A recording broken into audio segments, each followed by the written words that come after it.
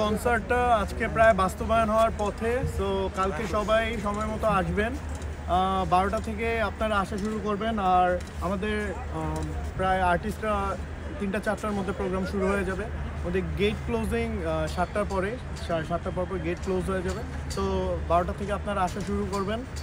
বিশৃঙ্খলতা করবেন না একদমই। সব আতিফ আসলামের কনসার্টে আমরা জানতে পেরেছি শেষ পর্যন্ত যে 2 প্লাটুন পুলিশ ছিল। সো আমাদের এবার 12 প্লাটুন পুলিশ থাকবে, মিলিটারি পুলিশ থাকবে। আমাদের বিএনসিসির সাথে ইতিমধ্যে কথা হয়েছে, আমরা বিএনসিসি ফুল সাপোর্ট পাবো। আমাদের ভলেন্টিয়ার্সরা আছে, এছাড়াও সেনাবাহিনী তো আছেই, যেহেতু আর্মি স্টেডিয়ামে হচ্ছে। শুধু তাই না, তারা বলছে তারা ফুল সাপোর্ট দিবে। সো আশা করি এবার আগের যেসব কনসার্নগুলো ছিল সব আমরা সলভ করে, ওগুলো অ্যানালাইসিস করে এবার সম্পূর্ণ প্ল্যানের সাথে এবার আমরা নামছি।